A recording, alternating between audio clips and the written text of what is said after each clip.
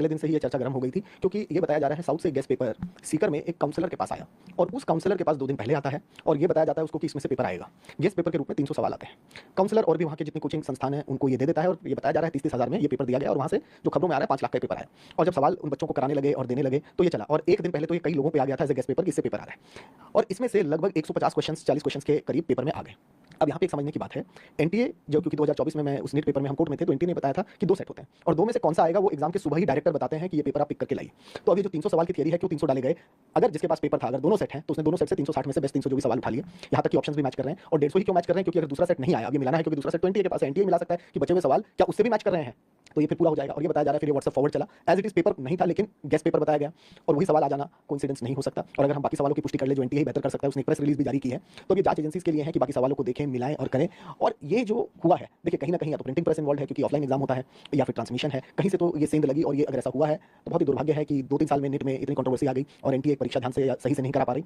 और आज स्टूडेंट्स असमंजस में हैं जिन्होंने मेहनत की, उनका पूरा ट्रस्ट खत्म हो गया है और वो वापस पेपर देने के लिए कैसे अपने आप को तैयार करेंगे, इसमें कई प्रश्न चिन्ह हैं। आपको आप तो लग रही है पेपर आउट होने के पूरे संकेत हैं क्योंकि इतना कोइंसिडेंस नहीं होता कि चॉइसेस का ऑर्डर सेम हो, सवाल सेम आ जाए, इतना सटीक गैस एंट्रेंस एग्जाम में करना बहुत मुश्किल होता है क्योंकि नॉर्मली जब ये पेपर बनते हैं वो बहुत सारे सवाल किताबों से नहीं उठाते, कहीं ना कहीं वैल्यू चेंज होती है, तो सवालों का मिलना, चॉइसेस का मिलना और 150 क्वेश्चन आ जाना। अब ये थियरी इसलिए है, दूसरी बात इसलिए नहीं हो रही, हमें वहाँ प्रोसेस का पता चला कि एनटीए ने बताया कि 2 सेट होते हैं कि अगर एक लीक हो जाता है तो हम बैकअप में दूसरा दे देंगे, तो जो बाकी क्वेश्चन है वो मिलेंगे तो इसका और पुख्ता कंफर्मेशन हो जाएगा कि ये पेपर डेफिनेटली लीक था। इतना बड़ा गैस करने वाला तो कोई होता नहीं है, कुछ 4-5 सवाल 10 सवाल आ जाए अलग बात है, हूबहू सवाल और ये आना संकेत करता है। बाकी जांच एजेंसी बताएंगे कि इसमें क्या हुआ कैसे हुआ, कहीं ना कहीं तो कुछ है, ताकि पुलिस भी एक्शन में है, राजस्थान में देहरादून की भी बात एनटीए अगर रिलीज कर रही है। पिछली बार तो रिजल्ट आने के बाद कई संदिग्ध जानकारी आई थी और ये हुआ था, लेकिन इस बार तो पहले ही होने का मतलब कहीं ना कहीं ये है। और सीकर का रिजल्ट अगर आप देखें उस परीक्षा में 27,000 बच्चे अपीयर हुए थे 2024 में और 3 लाख 3.5 लाख महाराष्ट्र से हुए थे। 27,000 बच्चों का रिजल्ट 3.5 लाख से ऊपर था, मतलब पूरे देश में जो सीकर का रिजल्ट था 2024 का वो अनबिलीवेबल था। क्या कारण था वो पता नहीं, लेकिन सेम चीज 2025 में नहीं आई। क्यों नहीं आई? 2025 का जो पेपर था बहुत टफ था और वहां कोई लीक नहीं हुआ, तो ऐसी चीजें संदिग्ध या मतलब प्रश्न चिन्ह तो उठाती हैं और ये एनटीए के लिए अब है, मतलब